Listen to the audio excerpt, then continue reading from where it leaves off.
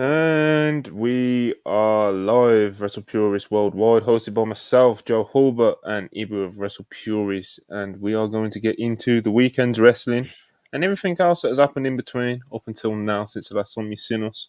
First things first, please like, subscribe, super chat any questions, any takes that you have and you want us to read out. We will get right to them. And please turn on the post notifications.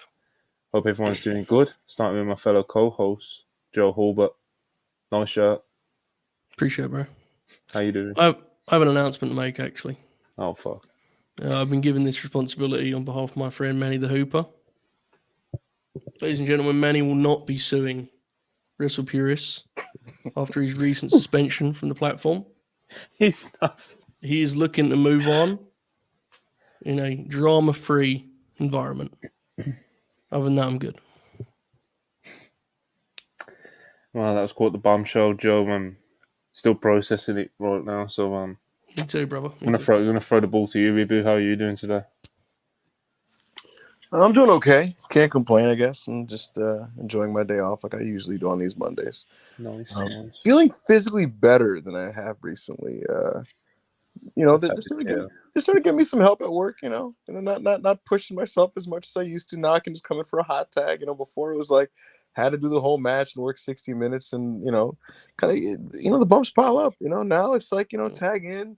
Do the gestures, the scoop slam, the draping DDT, the RKO, and I get the fuck out of there, So in that respect, I'm feeling physically better. Should probably get a haircut. I have an afro right now, and I don't like it. But yeah, can't complain. Happy to be here worldwide. Miss Manny, and hopefully Gunther / Chad Gable gets announced for a match tonight because it's what I need to sustain me for the week. That's kind of all I need these days. Yeah, happy to hear it. Hope you get that haircut soon because once you, bro, slippy slope. You get a little bit nappy, then the afro starts to come on, and there's a big matching beard to go along with it too. It looks kind of crazy. Yeah, it's can get tough out there. My friend was like, "No, it's fire." I was like, "I don't know. I don't know. I just feel like unkempt when I go outside." Doing this bit without your camera on is in podcasting. Okay, everybody, look at my picture, right? And just like add a lot of volume to the beard that you see, and then just tack on an afro, and that's myself. There you go. Man. Scared of the camera like a child. But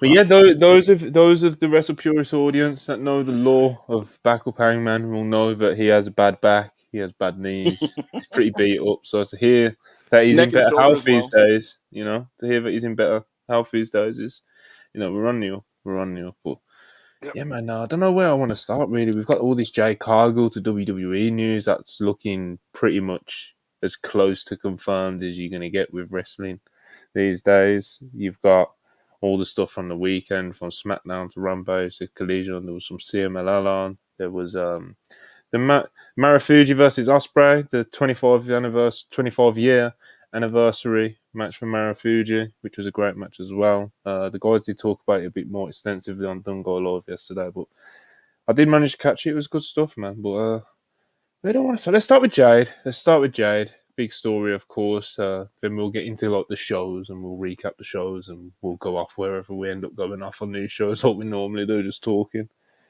But yeah, Jade Cargill to WWE. Apparently she is, according to PW Insider anyway, she was in Orlando today. And then she was even spotted coming back from Orlando to Atlanta by a PW Insider Elite subscriber, as the report noted. So she's been spotted on her travels going to and from Orlando. And she was expected to be in Orlando at some point this week anyway. It's kind of one of the formalities for WWE talents when they first go to WWE. You get the performance center checkup. It's almost like a medical, something like that. But yeah, man, she's definitely left AEW. She's off the roster page now.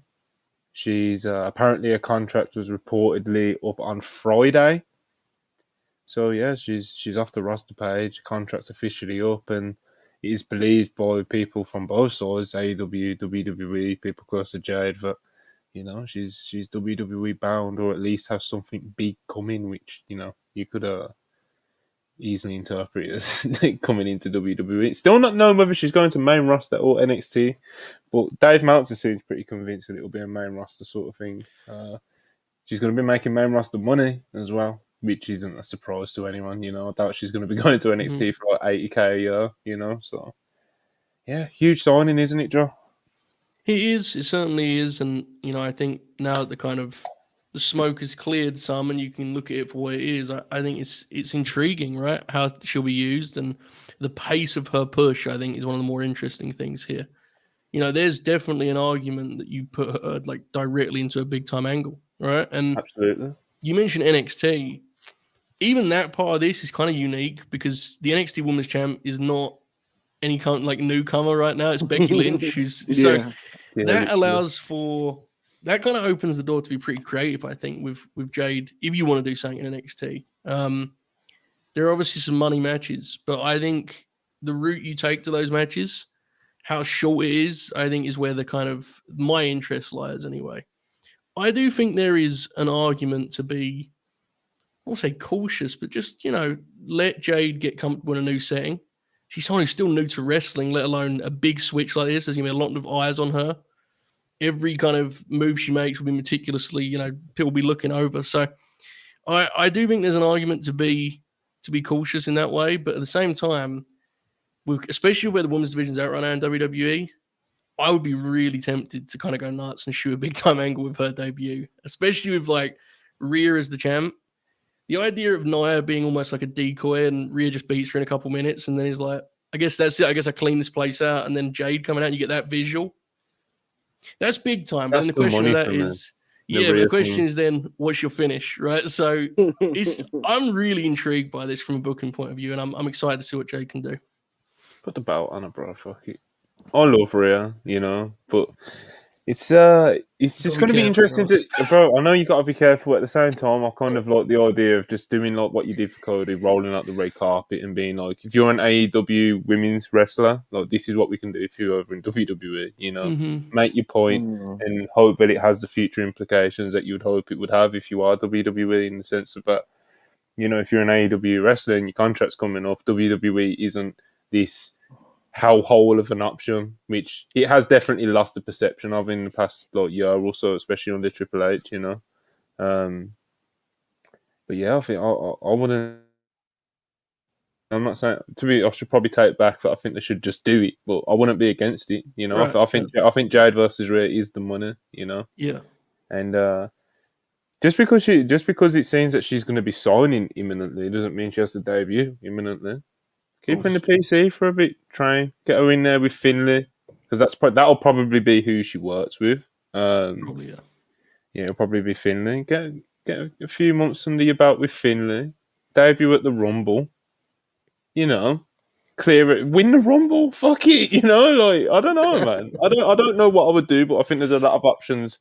There's a lot of money making options with Jade Cargill, whatever direction they're going, even if it isn't going straight to the title scene or anything like that, But I do think they should roll out the red carpet for her in some formal fashion. Yeah. Ibu, what you thinking, Jade Cargill? That's the thing, man. The promoter in me, I'm an animal. You don't want to give me too much power, because I'm looking at this Raw card and Cody's facing Dominic tonight. You know what I mean? You get Rhea in there to try to fuck with Cody, and then boom, Jade runs out to fucking jump the rail and fight like that. That's me. Like that's pretty good. You know what I mean? She fights her off. Cody Rhodes grabs the mic and he's like, "What I was gonna say before I was interrupted was I brought in the biggest free agent in wrestling, Jade Cargill." And the crowd's going crazy. She flexes the pose. They're both on the top turnbuckles and shit, pointing at each other. There you go. Money fucking mixed tag feud for a month. That's what I'd do, right? See, that's just a promoter in me. Technically, right? Yes, she could use some brushing up if you'd like in the ring. And yes, you could maybe want to run her in just to kind of familiarize herself with the setting in NXT if you'd like. Sure. And if they made these decisions, I wouldn't begrudge the company for it. And like you said, Joe, Becky Lynch is not a normal conventional NXT champion, and they're trying to sell tickets outside the PC for their upcoming PLEs. So, Jade Cargill versus Becky Lynch on a poster for NXT No Mercy in California. Yes, they're going to sell the entire venue out and get 6,000 in there. and that's certainly super intriguing. But again, for me, it's like, oh man, the idea of the visual of her standing face to face with Rhea Ripley or Charlotte or Bianca is just super attractive at the moment for me as a prospect. And frankly, just as a fit, I think she fits WWE probably better at this point. I'm not going to make the whole comment and argument that she did everything she could have done in AEW, because frankly, I don't agree. I don't agree with that. I think that. Oh, that's the common argument or something. It's the common argument. And like, I used to subscribe to this line until I thought about it deeper. You know, when people just kind of say things and then you think about what you're saying. I thought about what I was thinking. Bullshit, bro. I'm sorry. Yeah, I thought about it and I was like, wait, she hasn't wrestled a lot of the top women in AEW. And so we never really got to see what we had with her. Somebody pointed out that, like, oh, if you go to her cage match, like, she hasn't had like a good match ever. And then I looked at it and I'm like, looking at the cage match, I'm like, that's because she kind of was stuck in that like squash match, taped match verse. And I get that was to protect her, right? But I don't know if they really got to know what her ceiling could be, because she didn't have that many opportunities to be thrown into the fire, and then we kind of see that. And that's not me kind of blaming the company or anything. Maybe if she stayed, we would have gotten to that point, but we just never did. And I'll tell you what, Joe, you know this better than anybody, like how big and crucial agenting is for wrestling matches, right? Mm-hmm. I'm actually pretty confident, because someone yesterday on our face-off show was saying that, like, but could she keep up with the top WWE women? And to me, it's not about keeping up, because good wrestlers have good matches with people that are maybe not as polished as them if they know what they're doing. And it's not about showing off on your end and making the other person look bad. That's not what wrestling is. And agenting is key. I've seen this company agent matches for celebrities who have never wrestled. And, like, look at the fucking Bad Bunny match with Damian Priest. Look at how Logan Paul has come off. And I think with Jade, it's like I have decent confidence that they can agent a match in a stadium with her and Bianca Belair that is just what it needs to be, if that makes any sense. In a vacuum, I agree with you completely. Okay. My concern is not, and honestly, I haven't got much concern in general, because I think the positives with Jade are so big and so strong that it's like, she'll be fine. Mm-hmm. But my concern, if there is any, isn't so much the bigger matches, it's her ability to slot into the WWE formula on any given weekend on live events, or on a TV match that's going 8 minutes and is just kind of uniform. And the reason I'm concerned is not because she's not capable of it, so much as they are very rigid with those things, and that's why, like, even world-class wrestlers, they like them to have a little bit of time in their system before they really push them, because you do things our way, right? They're very much, that's the way they look at it, for better or worse, and often it's the latter, but that's the way they look at it. And I do think there's room to be a little hesitant with Jade's ability to adjust to that, because she's had such a strange career, right? Because she's such an anomaly. So I do think that would be my kind of caution in terms of a big time push out the gate. It's just, I do worry a little bit about her ability to adjust to that. That's why I really like your mixed tag pitch, actually. It's big time. You get the rear visual, and you can always go back to that down the line. Mm-hmm. But you also give her a safety net, right? Because there's other folks in the match that can do some of the work. Right. And when we talk about Jade this way, it's important. It's like, this isn't like an indictment of her. She's been wrestling for like 2 years, right? Like, is the reality of being new. So I think the biggest thing to look for isn't so much the big matches as how does Jade fare when she's working a weekend loop against, insert mid-card name, Natalya. I'll do for you. Natalya, like, how does that look? If she can navigate those without incident, she's pretty much set to go, I think. So it'll be very, very interesting to watch. I'd get her in on the weekend loops with Natalya and Becky Lynch every week. Just have her call it in the ring. Becky guides her through 10 minutes. Natalya guides her through 10 minutes. And I do think ultimately, after about a year of that, like, she'll be much better for it. And as for television, you kind of heavily protect her presentation wise. I mean, look, if we look at Rhea Ripley, and Rhea Ripley is a much more polished worker than Jade Cargill, but like, she's more of a television presence and character than a person that's logging in a lot of in-ring minutes. Sure. You know what I mean? Yeah. And I think you could do the same exact thing with Jade Cargill if you so choose to do it that way, where it's like, it's very much heavily protected. She's a presence, she's a character on the show, right? And she familiarizes herself with the audience in that way. And you kind of do short matches, but at the same time, you heavily agent and practice big matches for her on the pay-per-views against key talents that she could practice on the house shows, and kind of go from there in that way. Yeah. Rhea's usage bows well because historically, one of WWE's kind of, broader issues I found with talent that fits a similar bill to Jade is they want everyone to sell, right? Like famously, when Goldberg came in, he had to work like he was a babyface in peril. Yes. And the recent Rhea run would suggest that Jade has a better shot in this regime of actually just being smashed over and beating people flat in a couple minutes on TV, which again, as you said, let's develop her away from the camera. On TV, let's have her kill people. You don't need her selling a limb on TV. And hopefully they keep that in mind, because I think that would honestly just be kind of erasing the aura that she could have out the gate here. If you bring her in and she's just running through people, that's the best way to present her, right? No one needs Jade to be a super worker. We need to make her a star. That's always the goal. So and furthermore, guys, the other thing about it is, I thought about this also, because sometimes I just get into deep thought about these things, back at playing, man. I thought about how, was my problem with Jade at the end that she was squashing people? Like, was that actually my problem? And I thought about it, and the epiphany I reached was that what it really was, the North Star spoke to me. I looked at the constellations.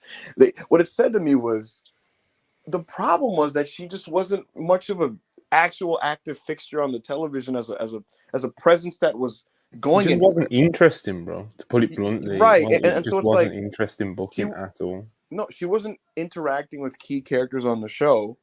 And so it's just kind of like, what even is she really doing? She's there to get some. Yeah. It's just logging minutes. And so I say that to say that, like, if she continues to just do squash matches, but the priority and focus is on establishing her as a character on the show, as a presence that you get over as a character, and she's kind of having key head-to-head in-ring segments where she's talking her shit to Rhea Ripley or to Becky Lynch and stuff like that, that's productive, and I don't have a problem with that.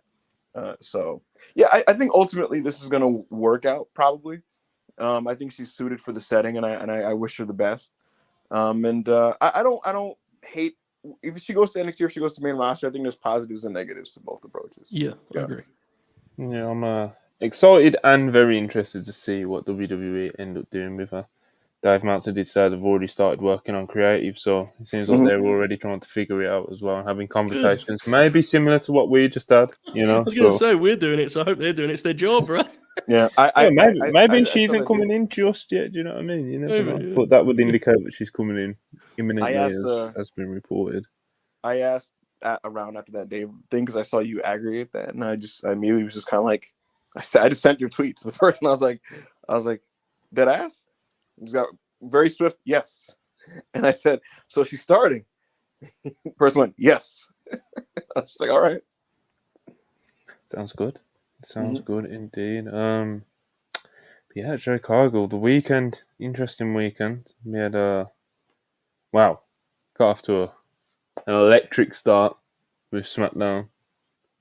Fucking The Rock showed up, bro. Like, I know we done that interview earlier on in the day with Pat McAfee, but when people were pointing out, well, he's in Colorado and it's only like an hour away from where SmackDown's going to be. It's like, you can do a bit of maths and you can try and figure these things out. But when The Rock's music hit, holy shit, that pop was crazy, man. And it's always, especially now, especially after kind of, he's probably, you could argue definitely that he's gone past his peak as a Hollywood star, but like ever since he's hit that peak in all the Fast and Furious movies and all the movies with Kevin Hart and this and that, it's almost surreal to see him in like the WWE setting, and man, his music he comes out, and like I said, the pop was insane. Like, even The Rock had to kind of stand there and take it in for a moment, And he has his segment with Theory, and him and Pat McAfee call him a bitch, and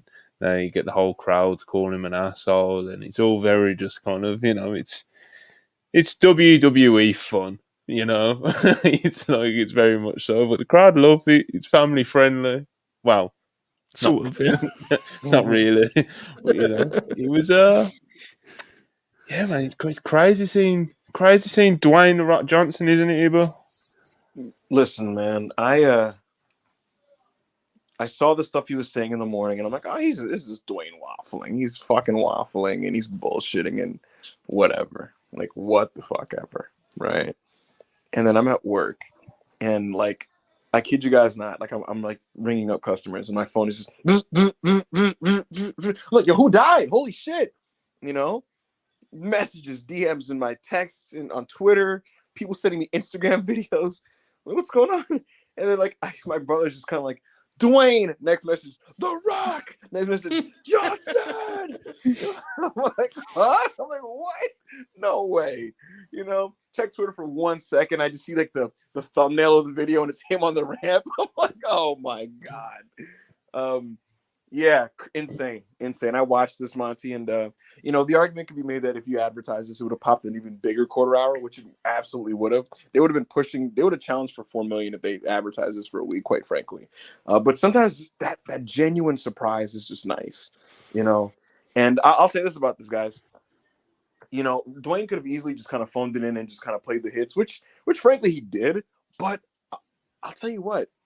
You know, and I'm very vocally pro Cody Rhodes and him finishing the story and all that type of stuff. And we'll see how this all shakes out in that respect.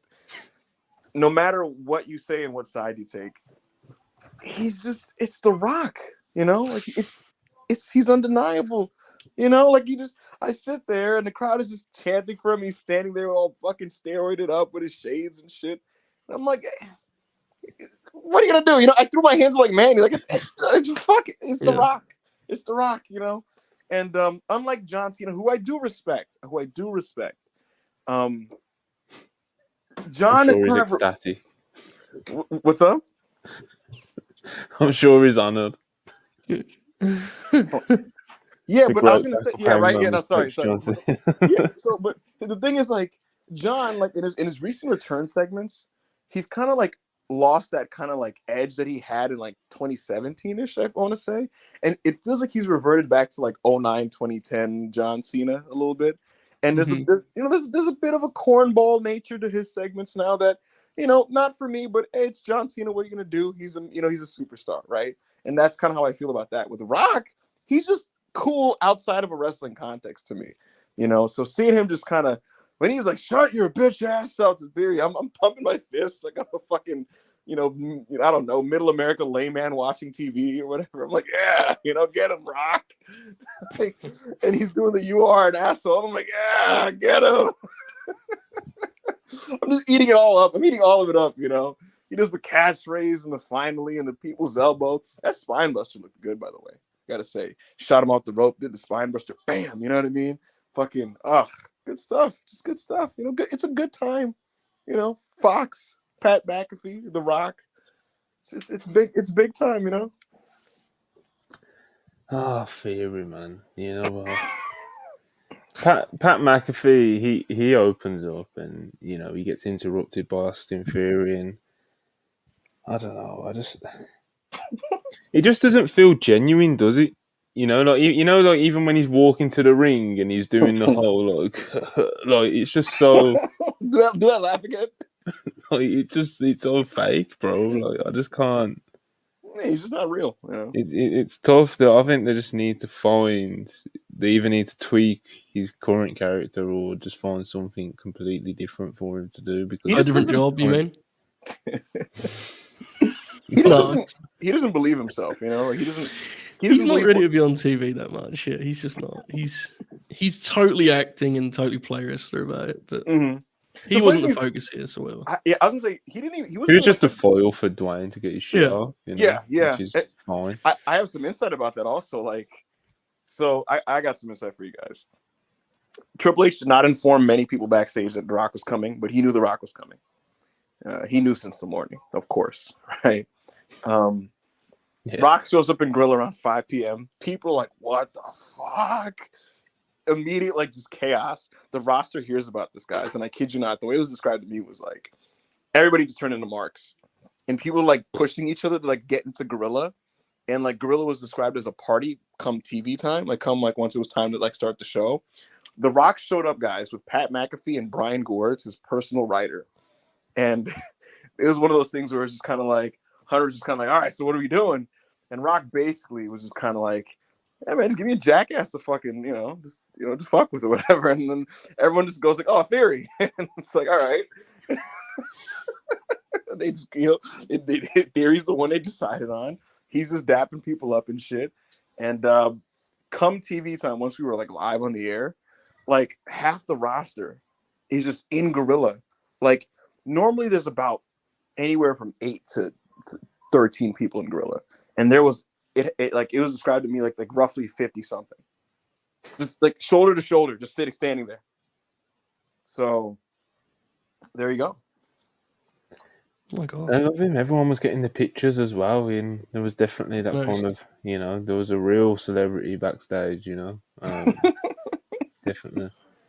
Let's get into a couple of super chats, man. Zayd Naddy go ahead.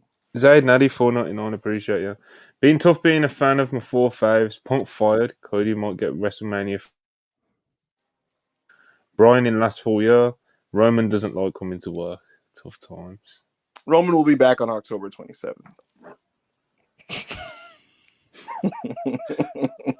Still over a month away, that rules. Zayd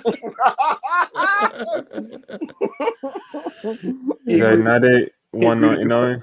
I love The Rock, but gotta be Cody versus Roman. Mm-hmm. If Roman, no, can't. Third time looking. Right? If Rock's available and wants to do it, you kind of got to do it. Yeah. I honestly don't think they're going to have this issue because I can't see waffling. I'm same as you, Joe. Like he's gonna want to do like a 20-minute match, and to do that, he's gonna have to train for it. And the idea of him getting through that quote training camp like he did last time is he hasn't done it in 10 years, man. Like he's a big dude, and he's over 50 now. Like Joe, last year it was explained to me that like Dwayne was in his mind, he was like, I'm gonna do it. And when he had to mentally kind of tell himself come January, like, let's do this training camp, he was like, fuck no. It's tough, man. I can't see it genuinely, but we'll see. I mean, I agree with Monty. If he's available, you kind of have to move things. Like, look, folks, it is what it is. You can get super close to these things and get to a point where you're online enough, like we all are, to be like, Dwayne, he's kind of lame. Black Adam, what's that? As soon as he comes out, The Rock is like, he's one of one, like legitimately one of one. We say about a lot of dudes, and it's not actually true. No, The Rock is an actual complete outlier. He's such a big star that, I think if he's available, you kind of have to do it. But Joe, I will be. I was talking shit about Dwayne all afternoon Friday. I'm like, fuck this fucking waffling bitch. Then I see him on TV, and I'm like, exactly, yeah. Like, that's one of those things. You need a little perspective sometimes on those things, right? Like you read enough about a dude, and it helps. It's like, maybe I don't need to see The Rock back. And his music hits. It's like, actually, what do you think about this, right? Yeah. So, I'm like, finally. I'm saying to Monty, I guarantee you were singing along with the catchphrases, at your computer. I was there, bro. I was a kid again. That's the thing. Like, I really, it's deeply embarrassing. But you go back to being 9, and he's just like, and The Rock means whatever, What can you do? Joe, question. If he's available and he can do the match, right? Yes. Are you moving Cody versus Roman to night 1 of Mania, to the Royal Rumble, or to Survivor Series this year? Well, I'm definitely not going to ask Roman Reigns to wrestle 2 nights in a row, because that would probably get me some sort of attack. Solo Sikoa would be kicking the shit out of me, I'd imagine. I think I'd probably do... This is difficult. Because my instinctual response was going to be that Rock is the finish of a Cody and Roman match that take place before that, but you don't really want Cody's win to come at the hands of The Rock, so you can't do that. What if The Rock chased off any bloodline interference attempts? But even that, if you do that as a surprise, it still kind of overshadows it, right? He's such a big name. Him holding Cody's arm up and pointing at him like, it's about him, guys. I don't know, bro. Get out of here, you fucking bastard. The thing is, I think Rock and Roman in a strange way is more compelling without the belt, because with the belt, you have to assume Rock isn't winning, right? Mm-hmm. They haven't got the belt. Like, they're both part-timers at that point with nothing, there's not really any difference. Rock can fucking beat him.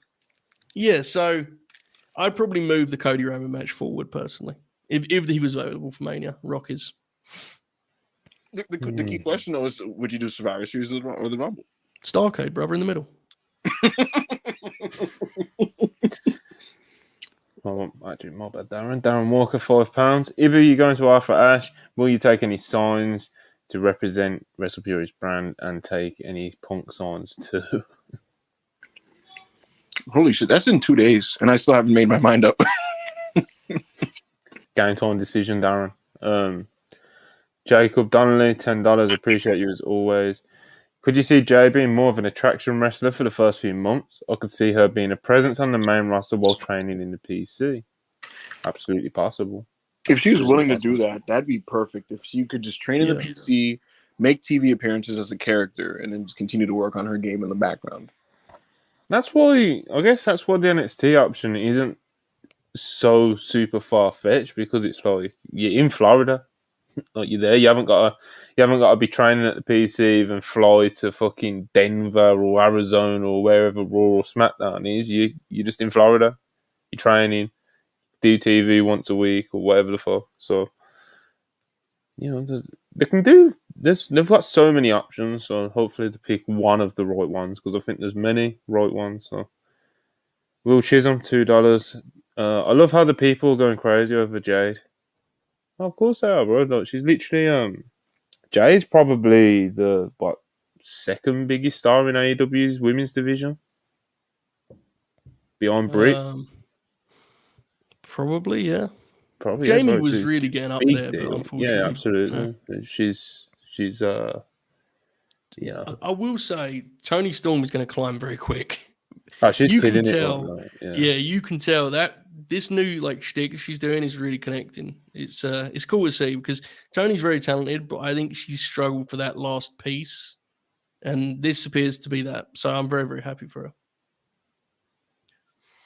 Darren Walker, $5. Appreciate £5. Appreciate it. Punk gone, Jade gone. Don't worry, we got Dark Order for 3 years. QT Marshall signed a new deal, and now the Righteous are on Collision. That's so nasty. The Righteous getting tagged on at the end too. Let them cook, brother. Bobby D. I posted their promo. I should have written it down word for word, so I could like just read it out on today's show. You would have got fined. Will Chisholm, $5. Appreciate you. I know people are joking, but do people think Cody might have something to do with Jade? And should AEW be scared for Ricky Starks? Cody, you know, Cody's the plug, bro. What do you want from the people? The people know, but Cody's the plug.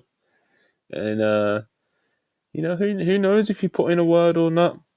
I'm sure if he was asked about Jade, he said very nice things about her by people in WWE, but I'm sure WWE would probably be interested in bringing her in regardless, you know. I'm sure it helps though, right? If you are someone who's... of course it does. If AEW is your sole experience on a national stage and you have Cody over there as a friend who's waiting over there, it helps, I'm sure, but it generally is bigger than those singular relationships, right? Generally, like as you said, Monty, I don't think WWE would have needed convincing that Jade was someone they'd be interested in.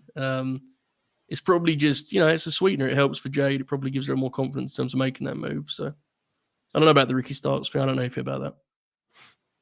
Yeah, the Ricky Starks one's kind of just up for interpretation, I guess, isn't it? Yeah. You know, on his current trajectory, Ricky Starks is like one of the top heels in the promotion. So it's like, if he can continue, it just depends on how they maintain that and if he can continue to climb, you know. Because if he does, then there'd be no real reason for him to leave WWE. But if he's leave AEW and go to WWE. Yeah. But if it's been more of kind of, you know, Ricky's been very much stop and start, you know, with his entire time in AEW, and if it stays like that and he just kind of plateaus again after this, then maybe he will be tempted to go to WWE. As someone like Cody or Jay, people that we know he's friends with, how he's going over there. And let's say, for example, if they do roll out the red carpet for Jade, I'm sure he will be tempted. I'm sure a lot of the AEW guys are tempted now, but it's like, it's more of a hilarious to say now. Well, not hilarious, almost morbid to say now because of all the in post-Endeavour acquisition layoffs with the TKO merger and everything, and all the office people losing their jobs. But WWE definitely isn't the company it was a few years ago under Vince, you know, especially if you're a talent looking at it as a potential place of work. So definitely. Where do you stand on, like, I often see the take about, you know, Ricky's a better fit in WWE, and I never quite can piece that equation. I think his ceiling is like definitely higher in AEW. like decidedly so. Now, I think Ricky would do well regardless, and I'm obviously a big fan, but I think especially when you look at his form right now, it's not about fit so much as just keeping the ball in his hands, right? Like he's had it here for a couple months.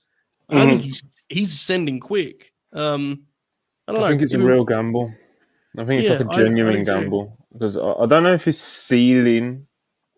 Because I think if he catches fire in WWE, it could be like not necessarily an LA Knight situation, but that's fair. Yeah. I think it could be something like really hot and get really popular in a really short amount of time. Yeah, but his floor's lower too, right? In WWE, absolutely. I think at AEW he'll always remain at like a pretty decent level, and hopefully, like I was just saying, like if continues on his current trajectory and momentum, then he'll be in a very nice spot for years to come. But he'll always be at a pretty decent level in AEW, and whereas in WWE, I think it's very much sink or swim. Yeah, I think he sinks or swims in WWE. Like, only he can going to shoot. Right? That's the beauty of it. So that's the big thing. Okay. And if you can talk and you actually get the opportunities to talk, then you will get over in WWE for the most part. LA Knight has always been able to talk. He's been doing the same character for about 10 years now. Right. The first time he got time to, he was of course part of the Maximum Male Models as Max Dupree, and he would get like little segments here and there to talk backstage and stuff. I think he had like 1 or 2 in-ring promos that would last a couple of minutes. But even though as unique as Bray Wyatt feuds are, he got a lot of time to get his shot off in that feud. And amazingly, he was the first person in years to get more over in a Bray Wyatt feud, and that was a huge testament to him as a TV character, Mm-hmm. But he needed that opportunity of that time of the Bray Wyatt feud, which I guess only came to him because it was a weird, it was a weird time for booking Bray Wyatt. So it was just like, we'll give him LA Knight, So it was kind of a right place, right time, coincidence, and he made the most of his opportunity. Whether an opportunity like that would pop up for Ricky Starks, I don't know, but I think it's a big gamble for him to go WWE. It's not the same as like Jade Cargill or Coda. I tend to agree. He's also, I think Ricky's now 33, maybe 32, 33, which is not old, but it's not like he's a kid either, right? Like, so in his prime. The thing is, in the main roster, he's a baby. Yeah, you're right. Good point. Yeah. It's probably the best time to go up there, to be honest. You're right. Damian Priest is considered this rising young talent. He's 39. Yeah, breakout stars, Damian Priest and LA Knight. That's what I'm saying. He's 33. He's literally that's Ricochet's age, and Ricochet's turning 34, and he's a plucky kid on the show. So good call. Darren Walker, £2. Appreciate it. Jade versus Brandy segment got to happen on Raw. Good throwback, Will choose on $5. Appreciate you again. How Tony Khan feels about Jade? My bad. How Tony Khan feels about losing Jade? Is he sick about it or is he downplaying it? I can give you guys this. That's funny. The general feeling from the company is appreciation that she did business the right way. I can tell you guys this. It was relayed to me that she could have pulled a Rick Rude on Friday if she wanted to. Of course, yeah. It was reported, wasn't it? Her contract was up on Friday, so yeah, she literally could have pulled up on SmackDown. Everybody involved opted to not be petty about it, and they obviously didn't do that. But they just kind of felt like there's always going to be some paranoia on their end about that type of thing. Apparently, like they don't trust. They just don't trust people when it comes to that type of thing, other than like John Moxley. Literally, only 2 people have left, which makes it like hilarious. But there is that feeling of like, anxiety and paranoia around like wrestlers' loyalty, which is definitely picked up all kinds of steam and snowballed ever since the Triple H getting in charge and all those reported alleged release requests that we got. Like, there was a big wave of them, and like I said, at the end of the day, only 2 people have actually left. Cody, so Jade left on good terms. Cody NDA, but Yeah, so they just appreciated that she just kind of did business the right way. It was very amicable, and it was just one of those things. So I have no idea if like how long Tony's been aware about this move. There's been some rumor and innuendo that she had an option not picked up by Tony Khan that would have extended her deal. I couldn't get this confirmed at all, but the bottom line is it was one of those, hey, it's all love. Thank you for doing business. Thanks for everything. Take care. Amicable parting. So there you go. That's nice. Mm-hmm. I'm Dragon $5. Appreciate it. Gonna need part 2 of that Jade and Brandy open mic night promo in WWE. People are demanding this. Will Chisholm $5. Appreciate you again. With that Punk tease, do you think something to it really with Survivor Series or Punk just shooting his shot? My guess is the latter, but Look, man, it's gonna be a very newsworthy November for WWE.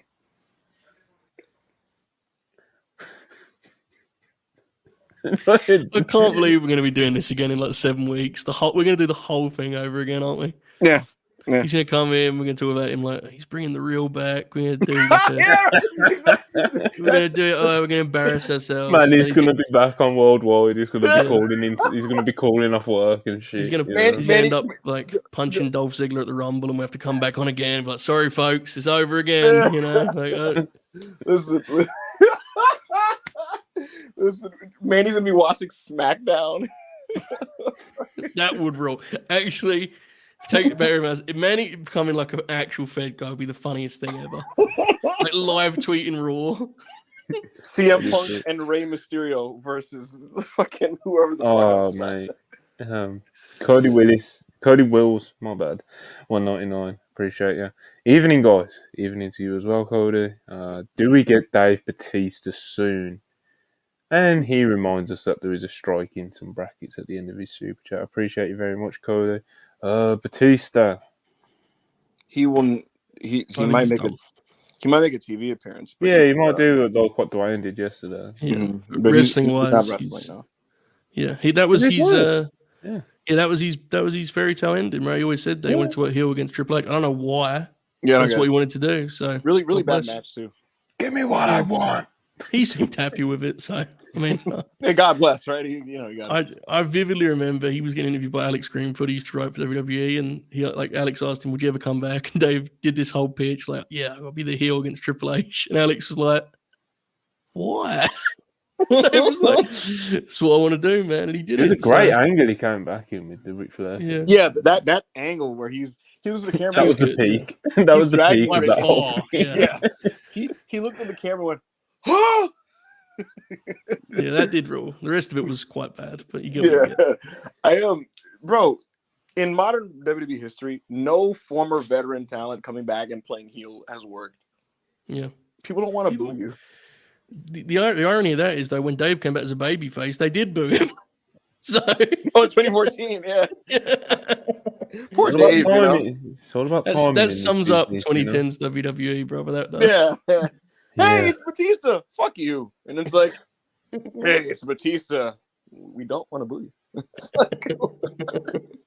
Short-term Spurs, $5. Ibu, if you wait until tomorrow, you can probably get floor seats for like $50. I will not need to pay for this show. My God. It seems like one. I ain't even going to make that joke. Ivan Sanchez, $5. TK should try a street steam and local market for ticket sales because TV and storylines has actually been picking up. Just need to create more hype. There's loads of things they should be doing promotionally. It's like I can't remember which one of you two I was doing a WrestlePurists live with. We was talking about like how they just don't take advantage of promoting in local markets and stuff the way that WWE do, the radio shows and just local promotion and just things like that. There's loads of things that they could be doing, but there's loads of things they probably shouldn't be doing as well. But Massfan 84 199, appreciate it. The King Claudio recap on AEW YouTube is outstanding. I'm assuming this is the Montesio. No, they've uploaded like a A Hour compilation and a dating back half. to Ring of Honor. Yeah. The whole story, the tendency on Just YouTube. it's the footage like one after the other. Yeah, they're doing a lot of Okay. that stuff Oh, recently, okay. yeah. Yeah. Okay. It's pretty. I watched Ring of Honor match. I'd never seen that before. It's good. It's almost like one of those WWE playlist deals where it's like the whole Basically, story of the bloodline, and it's like a fucking 3-hour video, and it's just clip after clip after clip. Pretty much, yeah. Well, I could get into Good that. stuff. It's good YouTube content, man. Like that's good stuff for fans that are not super hardcore fans that are new to the product. It's good.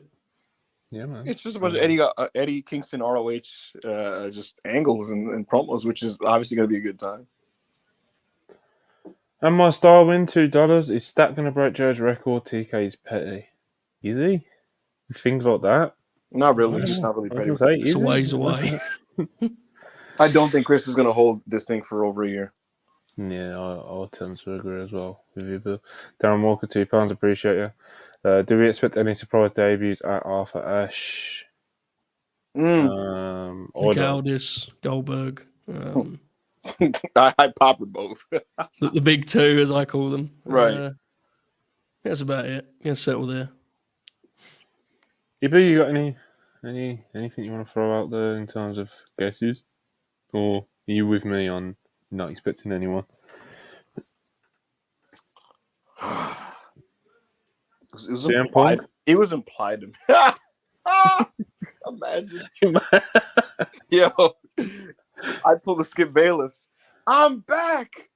What it do, baby? It was pretty. It was like strongly implied to me that like Mercedes can't do the show. So I don't know. What about Elias? Bro? Is Elias available, maybe? Mercedes' foot is fucked, mate. Like, yeah, I didn't realize it was that bad.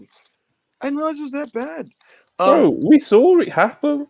Like, I know, obviously, we're not doctors and we didn't see the X-ray or anything. Saw it happen. We saw it. Like, no, bro, I thought it was. She couldn't put any weight on it, bro, whatsoever, bro. Like, I thought it was an ankle tweak. Poor foot, ankle, whatever it was, crumbled. Poor thing. If it was just an ankle break, she'd be back. That's the thing. Like, this is now getting to like some like really bad, just lower foot deal, whatever's happening here. Joe, you asked me is Elias available. I want to touch on that. Yeah, Monty. WWE, like again, it was kind of just, if you haven't been noticing, very low key. Their new strategies to just let people's deals expire. Grizzled young veteran deals are going to expire and they're going to walk. That's not that quiet though, because they've on their part, yes, made the hints, and obviously it's been reported by X, Y, and Z. So Lacey Evans was not renewed by WWE. Dolph had a hilarious weekend. But Dolph Ziggler's deal is coming up, and is he? Yes, there's some money to be made here, fella. Not like imminently, as in like this year, but like it is considered an expiring. Any deal under 1 year is considered an expiring contract, and so he would qualify as an expiring contract. I have a question for you guys. Yes. Are you two currently subscribed to Honor Club? No. Would you be subscribed to Honor Club if in the midst of his first promo as world champion, the Mad King Eddie Kingston was interrupted by the natural Nick Nemeth? I wouldn't subscribe, but I would go and watch wrestling and illegally watch this segment. A step forward, right? That's progress. Absolutely. Yes, I would. The antenna is now up. You know, the antenna's up. Man, honestly, Ziggler right now is a TV guy in the AEW landscape. Fuck it. Of course he is. I'd let him go 16 on Collision. He really loves those, doesn't he, Joe? When he'll drop like a. What he thinks is a hot take. What I think is a hot take. Yeah, he thinks it's like this steaming hot take. He's like, bro. Ziggler's a real pro, brother. You know? He's still a good wrestler. Like, there's some guys on all the TV shows that are way worse than him. Yeah, bro. We don't need to name names. It's what it is. I'm saying Anthony Bowens and Dolph Ziggler right now might cook up something. You know what I mean? Might cook up. Yeah. Elias, he's expected to not be renewed, so that's the deal with him. Triple H thinks he sucks. He had a good old fashioned 90s WWF run with that gimmick, though. He got over. He'll be able In to song 20 from 8x10. Yeah, Bro, 20 years, kids will be coming up to him. I That's- remember, brother, Seattle. You know, it's funny. walk with the lawyers. You know? Yeah. Joe and Monty. I saw people tweeting about like, man, I can't believe they didn't just do this and that. And I'm like, in my head, I'm like, this is just like, this is how the business used to be. It was a cycle. You go in, you get some shit over, you do it for a little bit, it runs out of steam, and then they just move on from you when you're pushing 40. That's just how wrestling works. He got, unless I'm mistaken, he got called up in like 2016, 17. 17, yeah, I think. April Mhm. 2017 after Mania. Mhm. That's a hell of a run for that gimmick. And he did the Ezekiel thing, which was short-lived, but was like a fun little, side deal. So, Bro, Razor Yeah. Ramon's WWF run was 3.5 years. I want you to think about that. that stuff's always like Got some mind-blowing. business done. Yeah, especially yesteryear stuff, you know. Yeah. Got some 3.5. business done, brother. We'll choose on $4. Appreciate it. It's going to be Sequin when Punk and Corey show up in the same month. Would be a huge one. Oh my God, Kyrie is coming. That's what I said. November's big. Dragon Master Adam, £5. Appreciate it. I was watching wrestlers on Netflix. I think AEW needs Al Snow versus Taz to really bring the houses up. Listen, Oh, bro. approval from me. Here, another one for you from Dame, $1.99. Anything on Gargano? The plan was a slow reunion of DIY. How But slow are we talking? That's what I'm saying. This is going very well. Here's the thing.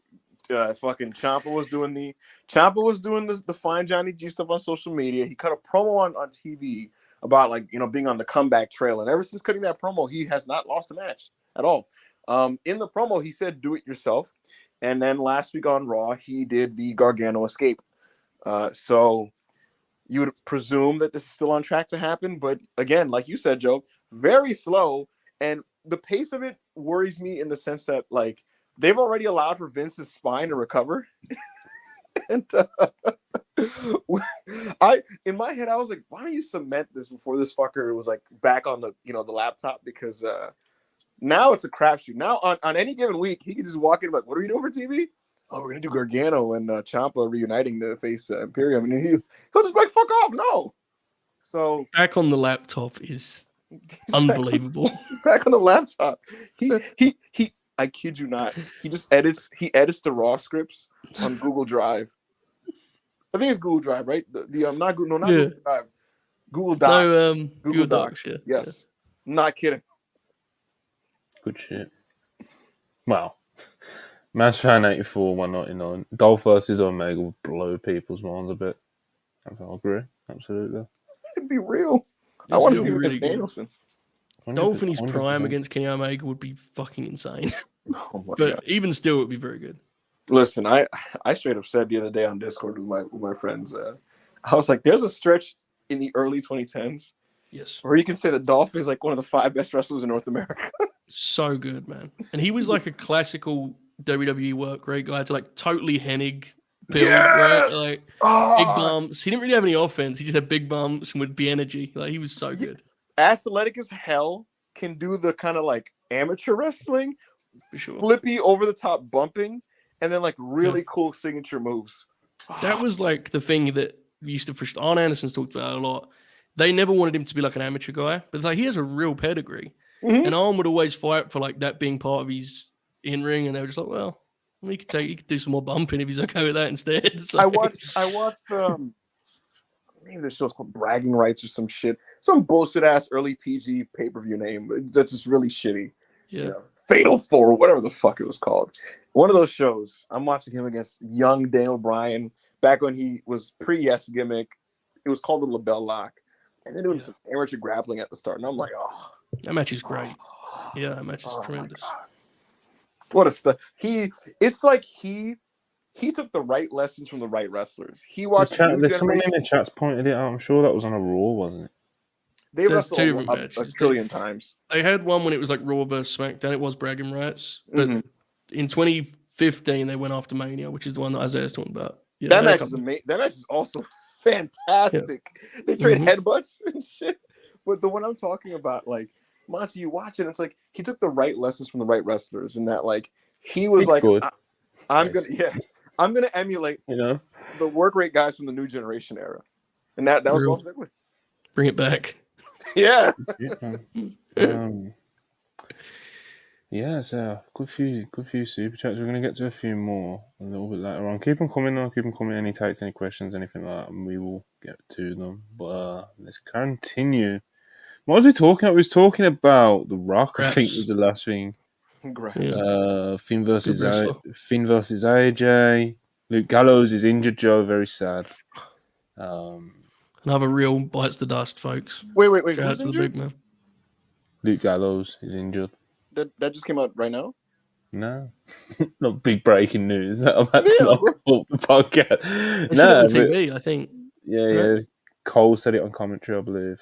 I assumed it was an angle. Oh. Anyway, that match was good. We'll be brief on this because we killed enough time. No, we don't even need to.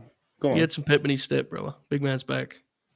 Yeah, I was going to say we don't need to do a breakdown of people. He also looked jacked. I saw AJ. I'm telling you, he's like, back. They told him you're working Roman, and he just went, "All right," and he kind of just dusted himself off a little. He's like, "All right," okay. He put some oil in the joints. He's like, "All right," Good shit, man. Crack the what else we had? The Rock and Cena come face to face backstage, share a hug. Finn offered Jimmy Uso a chance to join the Judgment Day after Jimmy Uso caused a distraction in the Finn AJ Styles match, which helped Finn Balor. The Usos in Judgment Day, just I don't know. Ibu Santos Escobar, he wants a shot at Ray's title. Yeah, asked him very respectfully with all the love in his heart. Nice bit of business. I thought this was, and looks like we're getting Santos Escobar versus Rey Mysterio in the near future. I love this story because it's like it's believable. Ray's been disrespected by Dominic. He surrounds himself with luchadors that do appreciate him and his legacy in wrestling. He gets Santos Escobar over in the process. He very high key stole his opportunity at the U.S. title, and no one's going to point it out because they love Rey Mysterio.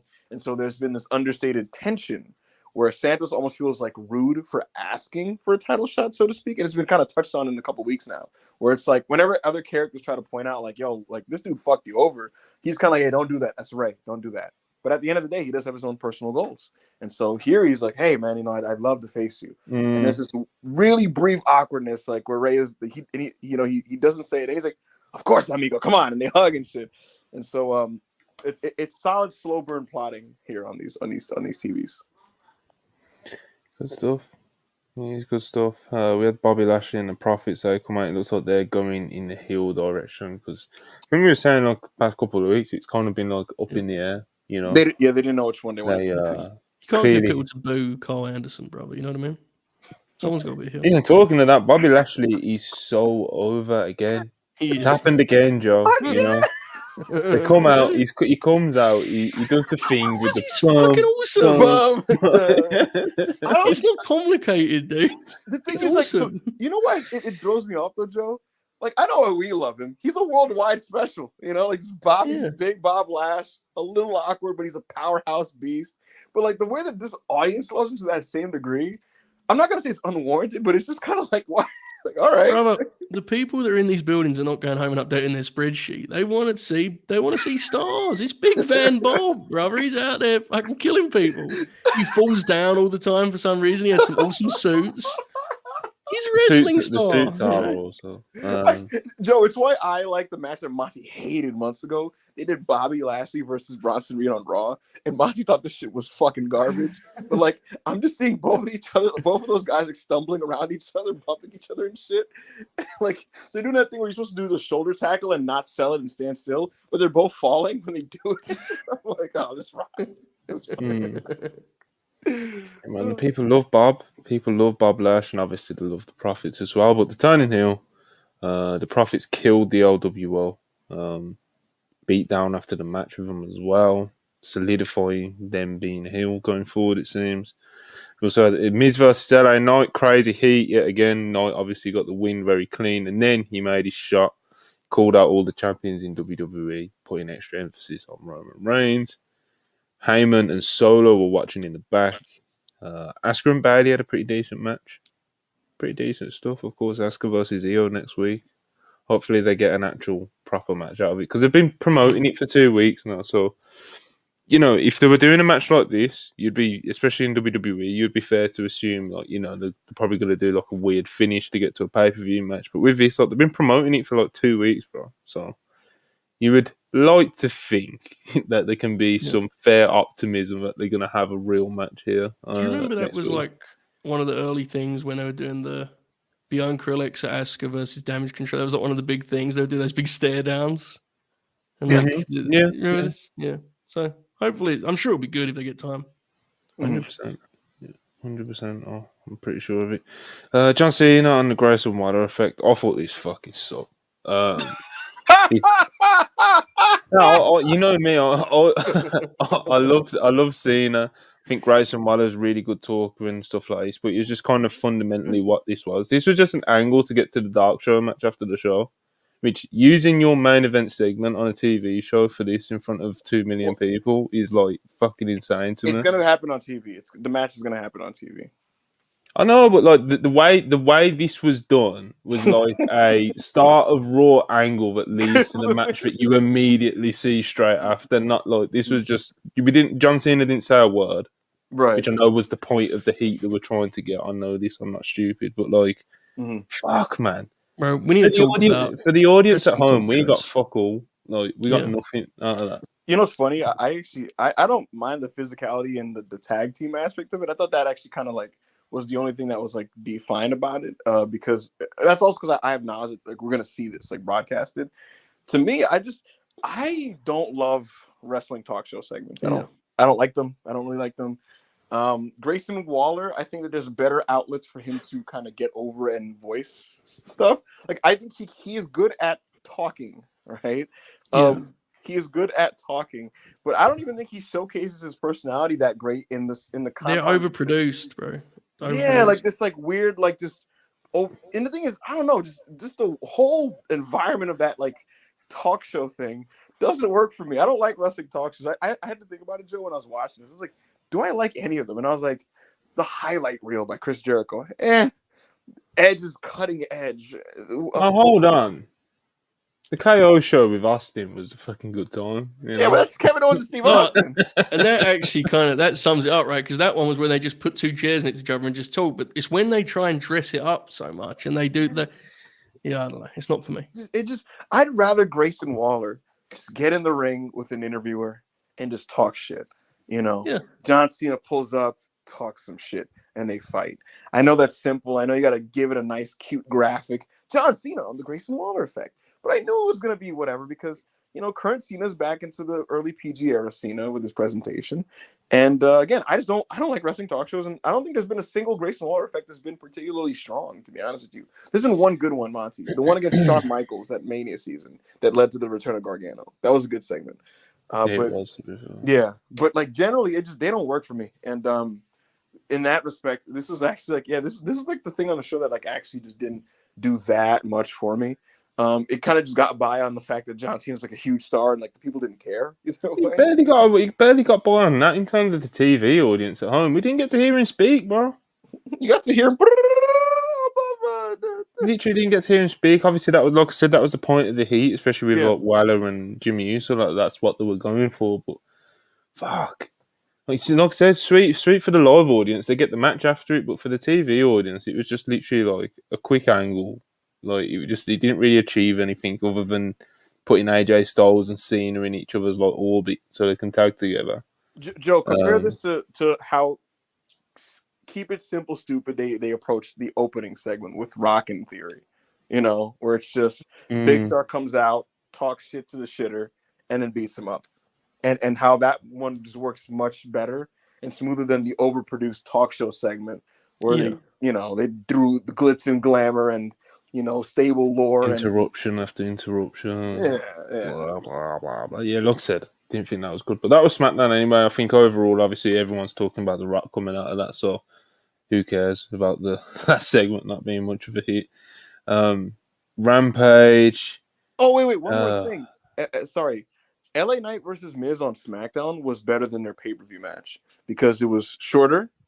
And it's just what it needed to be, like it was just a shorter match. And I thought him calling out the champions was pretty good. Rampage.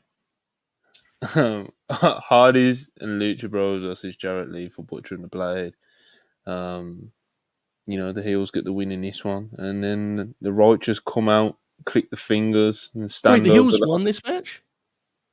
I think they did. Yeah, I think Oh, maybe. I don't know. no, what? They couldn't have won this No, match. because at the end, because the image I've got in my head, the only thing I can remember is the Hardys being laid out on the ramp. The chat's going to tell us very shortly anyway, but the Hardys are going to be the Hardys are laid out on the ramp, and the Righteous come out and they're doing. Surely they didn't win this match. Someone in the chat help us out. Phoenix won. Adams just chipped in. Okay, Babyfaces won. Okay, bro, I was thinking, but still, that was the angle that went with. Yes. Because on Saturday, Kevin Kelly explained that the momentum was building for Matt and Jeff. So I assume they had to have won this one because they haven't won anything else as of late. Hell of a time, folks. Yeah. Okay. So Righteous come out, weirdly pose over the Hardys, and obviously we get the match on Collision the following day. Britt Baker cut a pretty good promo. Wants to be two-belt Britt. Obviously starting with the TBS title, she got a shot on Collision the next day. What else was on Rampage, man? Mogul Embassy called out the Hung Bucks. Yep. Kingdom versus Daniels and Seidel. And Bro, that Kingdom promo was... I didn't see it. Yeah. I like that one on Dynamite a couple weeks ago, though. One when I was in Chicago. They're doing the whole neck health bit, and they were going for it, but the crowd is just so obviously it's Rampage, so the Dynamite. We saw the crowd pictures of Dynamite last week. It weren't the greatest house, but it's after 2.5 hours or so for the Rampage tapings and shit, it was wasn't exactly electric in that building, And the Kingdom they done that neck health promo, and it was pretty bad. It's pretty bad in my opinion. But Kingdom versus Daniels and Matt Sydal. Daniels and Matt Sydal on Collision, Real grab. It's nice, Well, I think Sydal should be used way more. I think he's better. Speaking of guys that are better than people that are on TV, Matt Sydal is better than a lot of them, man. He's very, very good. Mm-hmm. I feel like he hasn't had a singles match in a long time. Was his last singles match on TV the Danielson one from last year?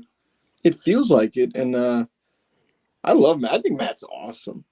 Yeah. I'd love to see his match against Big Bill and Cage when he was teaming with, I want to say, Trent Beretta a month ago or so. That was really good. So yeah, he's definitely somebody who I think should get more television reps because he's just a reliable veteran. He actually is in a bit of a Ziggler position in his own right.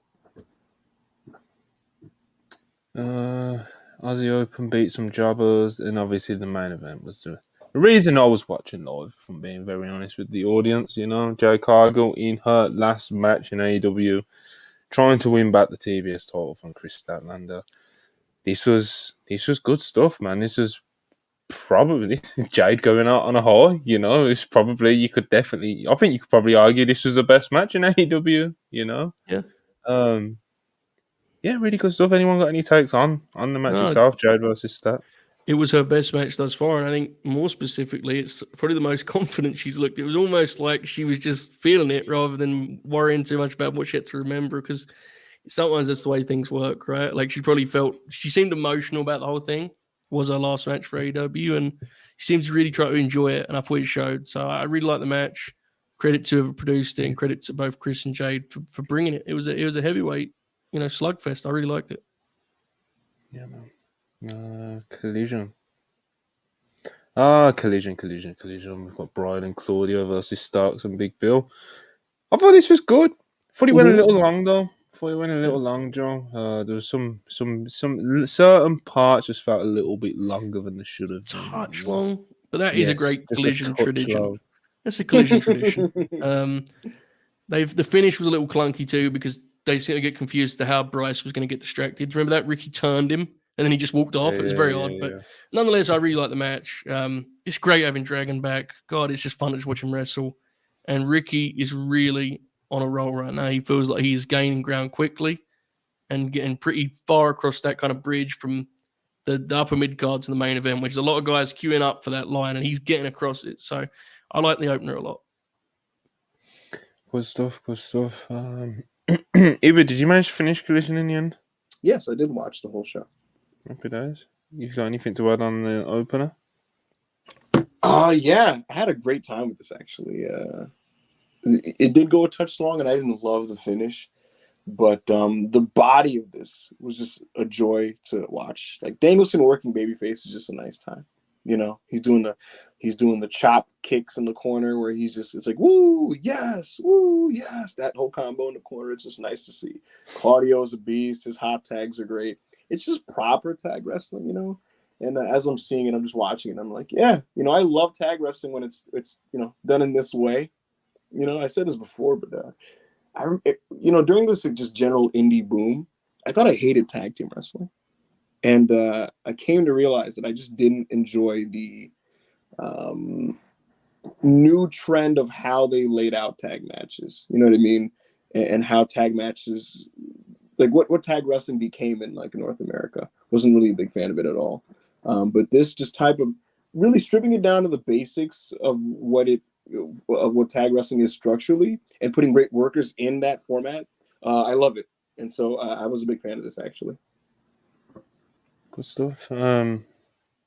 Next we had, what else we have on Collision? Hung Bucks accepted the Mogul Embassy challenge, and they will be challenging for the ROH Trios titles against the Mogul Embassy. So that's going to be that should be a good time. That should be a good time. Yeah, the belts are like, I don't know where we're at internally with the Ring of Honor project, but like, you know, I mean, at this point, I don't think it's very hard to tell. Yeah, at this point, it feels like there's going to be kind of belts. They're going to continue to be belts that guys on AEW carry around, which is, to be clear, I don't mean that as a criticism, because to be honest, it's not, you know. There's too many belts, bro. I'll criticize it. There's way too many belts. Who are you going to actually put as a Ring of Honor exclusive at this point? It's so insulting. There's like 18 million TV shows, you know? Like, it's pretty difficult to do that to guys. Like, even the Gates of Agony, who are a new act, there's still room for them on one of the free TV shows, you know? Like, so they're even on AEW TV as Ring of Honor champs. So it is what it is. It doesn't bother me much, but I'm looking forward to the match. Yeah. I thought the promo to set this up was a bit infuriating if you really think about it. I just think that like Hangman Page needs to move past this like BTE like insular irony bullshit thing that they do sometimes, where it's just that button, Brandon. Hey Brandon. Brandon, like this kind of tongue-in-cheek, wink, like LOL dry humor thing. It's so beneath what Hangman Page should be doing and what he should be at this point. And I think it's holding him back, quite frankly. I'm not saying he should just never tag with Hung Bucks, but I'd like more of like what he's been doing with Swerve and less of just this kind of like him doing that. It feels, to be honest with you, when he's with the Dark Order on TV or when he's kind of joking around with the Bucks, it's like when like you're back with your high school friends and you like are reminded of like why you outgrew them. So it's kind of my thing on it. Book of Hobbs. He's back again with the Book of Hobbs, and we've got a new chapter titled Destruction. And I mean, judging off his recent record, he probably should fucking throw that book away or burn it or something, you know. So I just don't know what to do. Joe, Book of Hobbs. It's a good read. I've read it before, and I gotta say, Destruction usually is where you start to turn things around. And I'm very confident that he's gonna start to really thrive. He got through kind of the slow part of the book, and I think now we're gonna start picking up as we head forward. Man. I fucking love Hobbs as well, man. You know, and here I am laughing at, you know, unfortunately. It is funny. Whenever you see the book, you go, "Oh, he's got the book again." Yeah. Ibu, you ready for the next chapter? I guess. Destruction. You know? I want Will Hobbs to have a mouthpiece. I don't like his voice, but he's such a beast. Like, I think if he was just kind of like putting his fist into his other hand and looking really serious and intent and scary while like someone else is just waffling on behalf of him, it'd be much better than him just kind of being like, Chapter 7 of the Book of Hobbs. The thing about the Book of Hobbs is I'm going to bring pain to the guys on AEW. Like, I don't want to hear you. You know, I'd rather... See, This is where Stoke shouldn't be the GM of Ring of Honor. He should totally be this gig. This is what I'm Stoke. saying. If someone was talking if you don't sound like Samoa Joe and you're big, don't speak. Miro's got a pretty good voice too. He has a good voice. He done a promo next. Lance Archer has a great voice for a big man. Gunther sounds very scary when he yells, but some of these guys, just, Wardlow and Hobbs, you don't need to talk, So here's the thing with the book. Back on the book. Maybe it wouldn't be so bad if he actually won with it. Well, hold on. Baby steps. Look, bro, you ain't gonna. If you want to go up to Miro and tell him he's losing on pay-per-view, you'd be my guest. I ain't doing it. I'm not doing it. It's a shoot, man. I'll tell you, go back and watch the finish of All Out. Hobbs tapped out for a shoot. He said, "Enough. I can't take this anymore. This is real professional wrestling." Man. FTR beat Iron Savages in about 3 minutes. 90 seconds too long. After this, had to stare down with the workhorseman, which fired up a lot of people on Twitter, but the people in the building did chant, "Who are you?" at them. I tweeted, "Business just picked up." I stick to my guns on that. Love the workhorseman. I'm really excited for this match. I mean, obviously, there's a million issues with the way they've set it up, of course. But at this point, if TRS and the workhorseman, you take the victories where you can. God bless. Yeah. And then obviously we got to talk about the infamous 22 takes of Keith Lee on AEW Collision. I have some backstage insight on this. So this was a genuine shoot botch, and someone backstage decided, let's do one on purpose later in the show to make it look like these were all intentional. It was like a split-second decision to save face. So the Ricky Starks one was not a legitimate botch. That was intentional. People not realize that. They done the whole. Well. So what are they called, Joe? The things that fucking I don't know. But the conclusion people drew was, so they're just doing these botches on purpose. That's what people thought, and it's not true. It's the Keith Lee one was a genuine mistake, and they were really embarrassed internally about it, and so they just it should be. Yeah, it opens, and it's the guy. You see the guy there. He's Collision type 22. Yeah.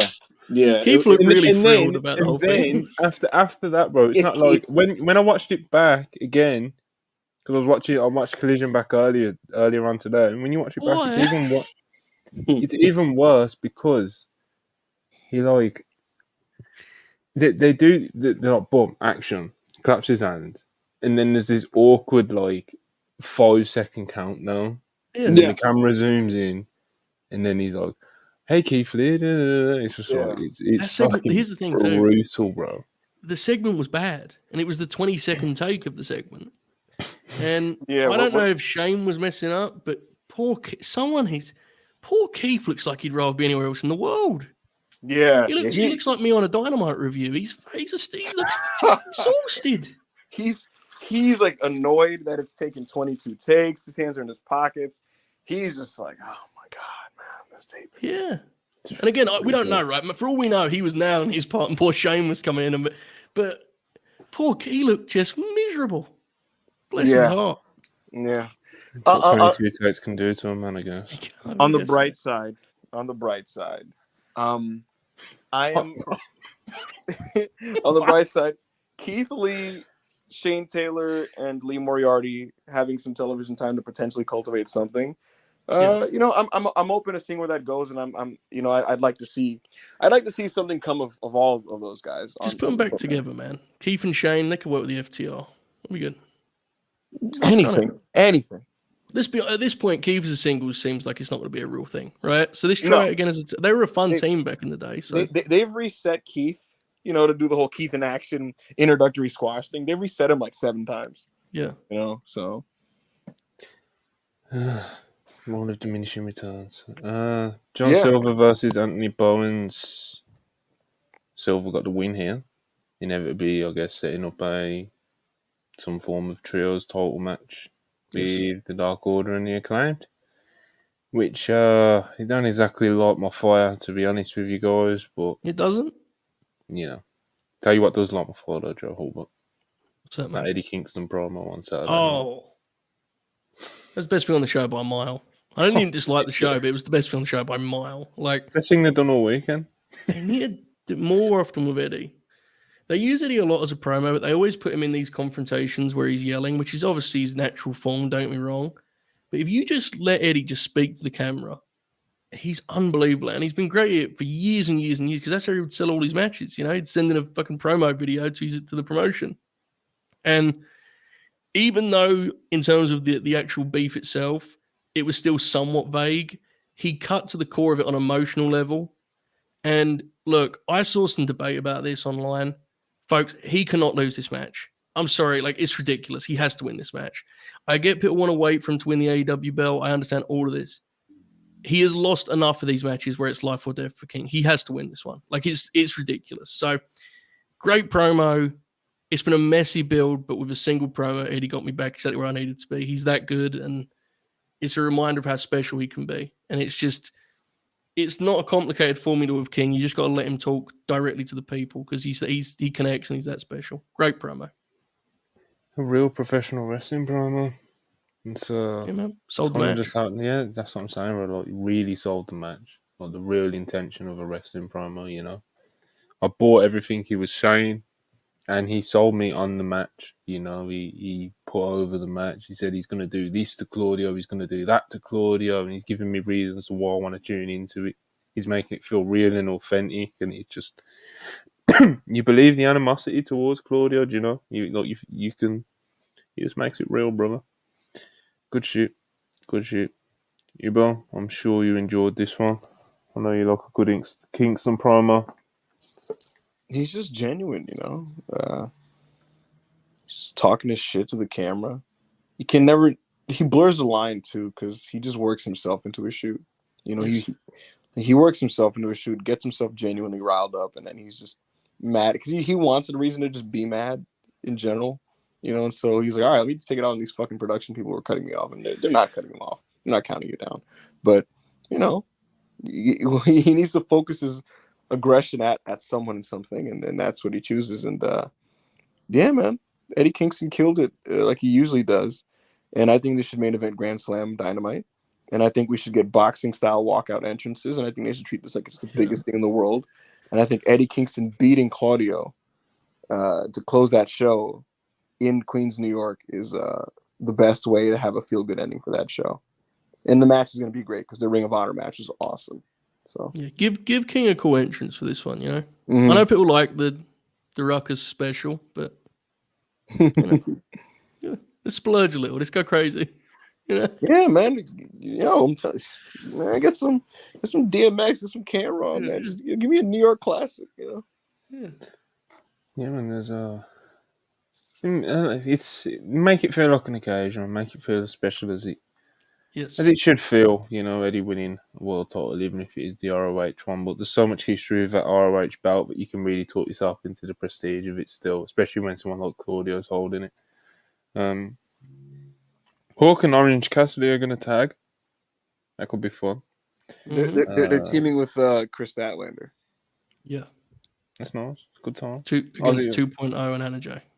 Yes. Aussie Open. Let's do some jobbers. Again, back-to-back nights in terms of TV. Anyway, of course, I know Rampage was taped on Wednesday, but still. And this time they called out FTR for Wrestle Dream. FTR did accept, obviously, if they get through the workhorseman. You never know, Joe, but never know. If they do get through that, they will be facing Aussie Open at Wrestle Dream on October 1st. So that'll be a good one, I'm sure. Anyone who hasn't seen the match from last year, now's a good time to go watch it. Tony Storm, she did a skit with what's his name? RJC. That's the one. Tony Storm, Portrait of a Star. Awesome.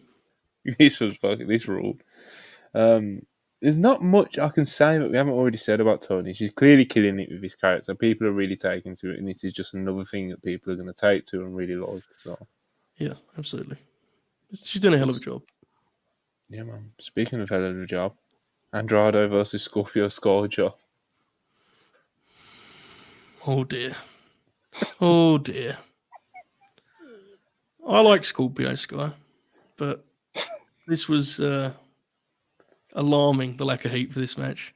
Not that I expected it to be electric, but this was like the least over thing other than Aussie Open beating dudes in 40 seconds. And I would say that's bad, personally. As I said on Saturday on Twitter, I just don't get the hesitation to just put Ethan and Scorp together back together as a team. I saw Ethan was introduced on Ring of Honor last week, so like it's not like he's doing anything. The work was fine. It's just the people don't care about Scorp at all, do they? It's a very unfortunate. It's just not. It's not worked out, especially this last leg of it. It is what it is. Yeah, you can't like. It's not even one of those things where it's like there are some online narratives about people not being over that aren't even true. Scorp is walking out to silence. Like it's brutal. So the work was fine, but I have no interest in ever watching this match again. Unfortunately, it was not very fun. Yeah, Andrade got the win. But I think he was working in there and he won with a figure eight, didn't he? Figure eight, yeah. Yeah, he won with a figure eight. Shout out Charlotte Flair. But yeah, after the match, Jay White, he said Blackpool Combat Club, Jay White and the Bullet Club Gold, they come out and they kind of, start poking the bear that is Andrade, and they'll make out like they're going to come to the ramp and get into a brawl, but then they don't. And it just seemed that's just a way to kick off the program, it seems, Yeah. Bullet Club Gold versus the lone wolf Andrade. It's interesting. Andrade is picking a fight with all these groups, and his guys we're still waiting. We're still waiting on that. What's that shirt he has? The last, what is it? The Real Mexican Man. What's his shirt? Remember the one? I know what one you're talking about. I remember sending it money. Like. Either way, I'm really excited to see him work with Jay. Because I loved Andrade's little burst with Buddy there at the start of Collision run, so I'm very optimistic about that. Oh yeah, it was awesome. Jay White and Andrade is really nice matchmaking. That match is gonna be fucking great. It should be. It definitely should be. Where's this Andrade t-shirt, man? I need to. I'm scrolling through DMs with money trying to find it. But anyway, where was we? Collision, Jay White, Andrade, blah blah blah. Shibata did a translator promo. Popped me very much. Looks like we're going to be seeing him on Wrestle Dream, which good shit, man. We should be seeing him on Wrestle Dream. Of course, I low-key want him to like. It's weird. Like it's really cool that he gets to do this, right? And I'm really happy for him. I like, and this is nothing against what he's doing now. I really wish it sucks that like he's clearly like not on positive terms with New Japan. Because I think they could totally use Shibata right now. On the undercard, just doing stuff, even in his diminished form. I think in his home, it'd be great. Real Latino man. Bro, a nigga like me, Monty, if I'm Tony Khan, I'm calling Yuji Nagata to wrestle Shibata at this Wrestle Dream show. Fuck it. There's so many cool matches for him with his current crop of guys in this generation. I know he wasn't out for like 10 years or anything, but he was out for a good amount of years. Where there's a lot of people that we haven't seen him in there with, especially on this side of the pond. So the thing is, I don't particularly want to see him versus that many people on this side of the pond. I would weirdly, I don't know. Like, if you were to say, okay, what about Shibata versus, I don't know, Swerve? I'd be like, I don't need to see that. He's wrestling Nick Wayne on Ring of Honor. Exactly. Fly on Nagata and let them play the hits. Just break out the Exploder and the Brainbuster and slap each other and do some chops and kicks. Sounds right. We'll see who he gets at Wrestle Dream. Hopefully, it's something that can get us fired up, but we'll see.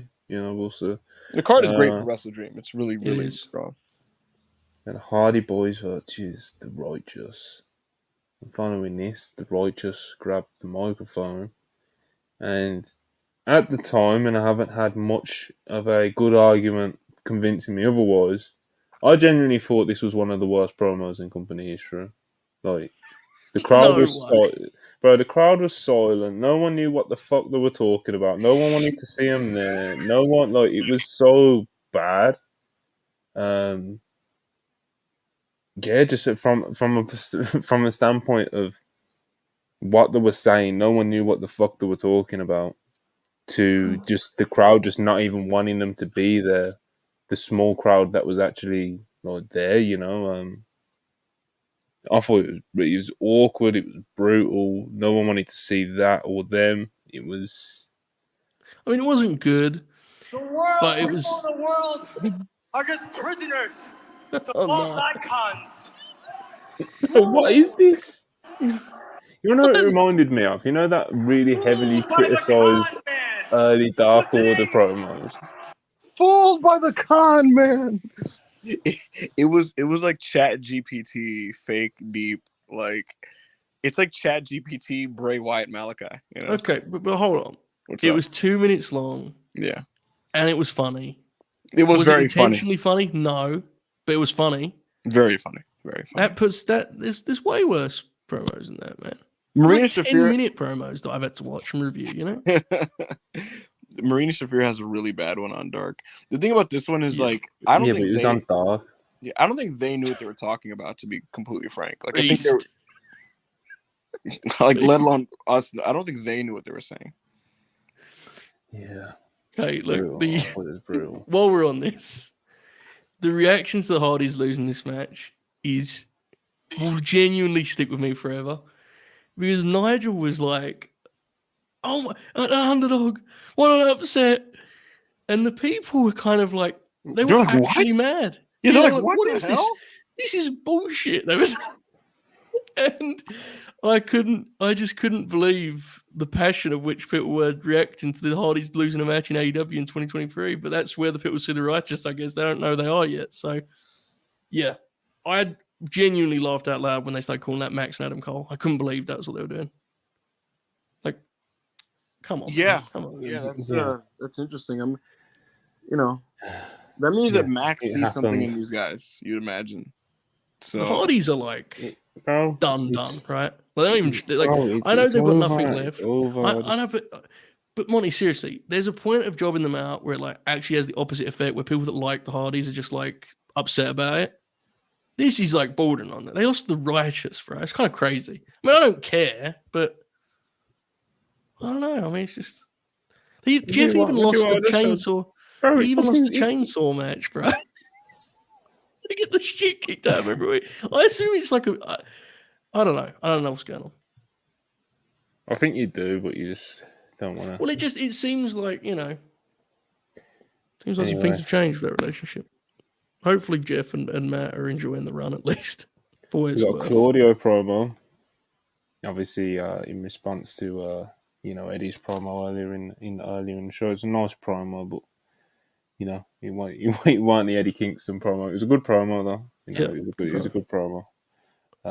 Definitely added to the match that they're going to be doing on Wednesday. FTR accepted Aussie Open's challenge. Already mentioned that. We got a ZSJ promo putting over his match with Danielson that's going to be happening at Wrestle Dream.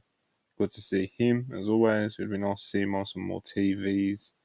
And in the main event, we had Stat versus Britt. Stat successfully defends the TBS title. Crowd was actually pretty woke. Yeah. Yeah, they were pretty awake for Britt Baker, brother. They wanted to see her get a win here. Yeah. Yeah, this was fine, man. This was pretty good. It had some good heat for Britt. Yeah, man, that was Collision. I liked it. Big weekend for Chris, right? Good lord. Beat Jade and Britt in 24-hour stretch. Pretty awesome. Super heated that main event was. Yeah, I liked it a lot. Heated. Yeah. Yeah, man. But listen, when there's a live crowd that takes the Britt, like you can sometimes get something out of it pretty good if you've got her in there with the right worker. So. They're putting a good main event. What else did we have on the weekend? We had Noah Marufuji's 25-year anniversary show. We had a really good match with Real Ospreay. I think both of you have seen this, haven't you? So yeah, we can talk about it a little bit. This was good. Yeah, but you can go on this, mate. I'm talking a lot, gone. Ospreay is incapable physically of having like matches that are just good or pretty good. Like he's just a psycho. Like he refuses. He doesn't take there's no, when he has a singles match, right? You would think that at some point he'd see one and he's like, all right, I'll just kind of just play the hits here and it'll be whatever. And even when he does play the hits and kind of takes it easy, it's a great match. Like the Shingo one in London. Here he faces a legend in Naomichi Marufuji, who he credits for a lot of his influence. And Marufuji was one of the great, just high. Yeah, we know. Yeah, the match is great. The match is fucking great. And Marufuji kind of held his own. He kept up a little bit, kind of just stayed with him. Ospreay just created movement for him. And then Marufuji kind of filled in with his key counters at the end. And yeah, I thought this was excellent. I thought it was an excellent match. It was the best match I saw this week, probably. And the best match that took place on Noah soil since the last time they had a big guest, which was Kento Miyahara when he wrestled Nakajima. Nowhere near, I don't want to say nowhere. It wasn't as good as that match. Right. That was like a match of the year level match. But it was excellent. It was excellent. And the best Marufuji match, quite frankly, that I've seen since his we're looking at like the 2016 G1 when he was there. So yeah, great stuff. Absolutely great stuff there. Yeah. But yeah, CMLL anniversary show. What anniversary was it, Joe? Do you know? 90th. Yeah, 90. 90th. They're the Which oldest is crazy. They're the oldest promotion in the world. But yeah, shout out CMLL. Valador Jr. was in a mask versus... No, was it mask versus mask or hair versus hair? Hair versus hair. Hair versus hair. Of course, it couldn't be a mask versus mask. Valador doesn't wear a mask. He does on his entrance, but he doesn't like wear it in the ring anymore. Yeah. But yeah, I heard really good things about that. And yeah, just really good things about that show in general, to be honest. Of course, like I said at the top end of the show, Don't Go Live spoke about that a lot more extensively yesterday. And yeah, go check that out because that is back in the new weekly spot of 5 p.m. Eastern on Sundays. What else have we got? We've got Grand Slam this week. Quick rundown of the card for the people. MJF versus Samoa Joe for the world title. Saraya versus Toni Storm for the women's world title. John Moxley versus Rey Fenix for the international title. Claudio versus Kingston, title versus title for the New Japan Strong Openweight title and ROH World title. And Chris Jericho versus Sammy Guevara in a battle of buddies. Good card. Very Definitely want to look forward to. It looks like they're going to be trying to book a strong Rampage card as well.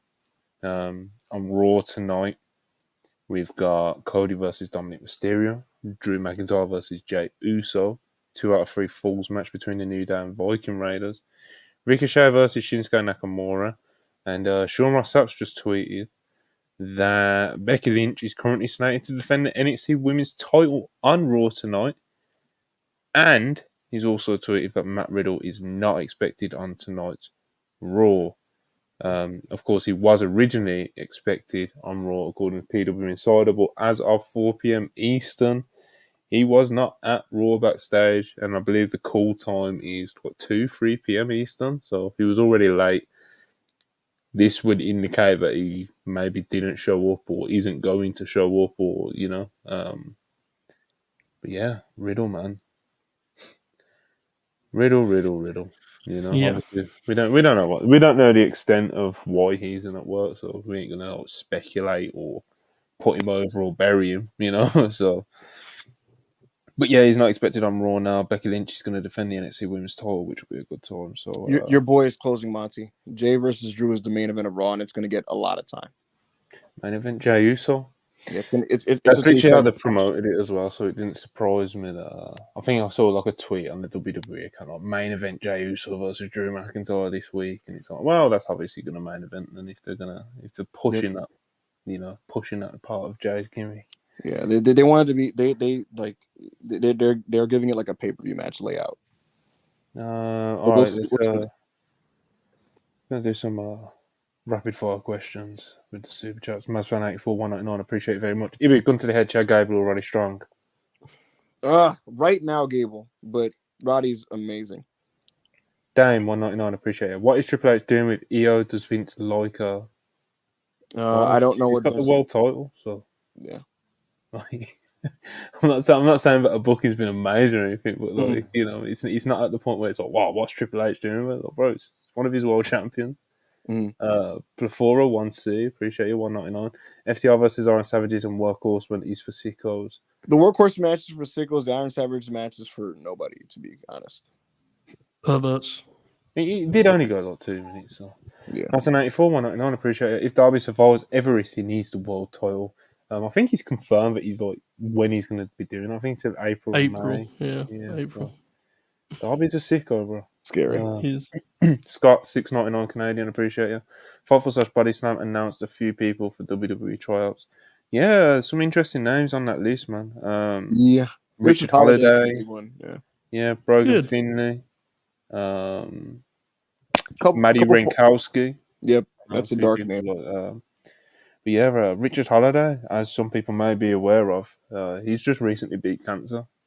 Great story. And outside of that, like, he'll have a lot of goodwill. Maybe people who don't know too much about him may think he's getting a chance because of like that cool story and stuff like that. But like, generally has a talent. Like, he's a good promo, good worker, decent look, decent size. Like, he's definitely got something to him, you know. He always thought he'd end up there, right? Like before, this is way back when they were in the Dynasty and stuff. So hopefully it works out for Richard. Yeah, man. Jonathan Gomez, $2, appreciated. The things I'd like to see. Things I'd do to see Eddie Kingston versus Kevin Owens. That'd be real. Be beautiful, mate. That's an 84, 199, appreciate it. Shibata versus Tanahashi at Wrestle Dream for Inoki, dude. Tempting. Maybe. Will Chisholm, $2, appreciate it very much. He was trying to cut a Bray Wyatt promo 2014. Mal Vincent, you ain't him, brother. Mazvan 84. Appreciate you, 199. Dana put Lashley back in an MMA ring versus John Jones. That's very spiteful. But yeah, I think we're done here. We're going to get out of here as Raw is about to start. And yeah, man, we rounded up the weekend mainly today. You know, we talked about Jade Cargill. Hasn't really been anything else huge news. WWE might be announcing an Australia Stadium show tomorrow. That's pretty big. What else? There's rumours floating around about Ronaldo being on the Cristiano Ronaldo being on the Saudi show, either in attendance, some form of presence. God. Yeah, they're working to get him on a show. So. I just bro, I did until I saw the rumours and stuff. I didn't realise that was actually as much of a possibility as it was until I saw it. It's like, oh fuck, he actually plays in Saudi now, and that is such a WWE thing, isn't it? Yes. Okay, here's Ronaldo, CR7, and Michael Cole does some like shitty introduction of who he is on commentary, like a true American, you know, Joe. Like, oh yeah, I can hear this in my head right now. Absolutely, soccer legend Ronaldo. Yeah.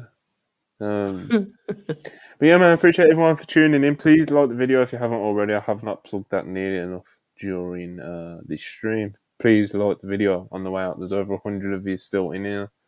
Over 130 of you still in here, even as we're filtering out. So, yeah, please like the video. Please subscribe. Appreciate all the super chats sent to us as always. Please turn on the post notifications so you don't miss the stream.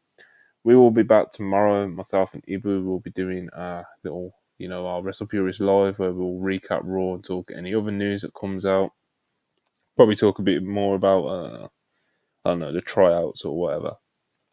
Anyway, we'll be back tomorrow. Like, subscribe. Thanks for watching. And, I hope everyone has a good evening. Peace.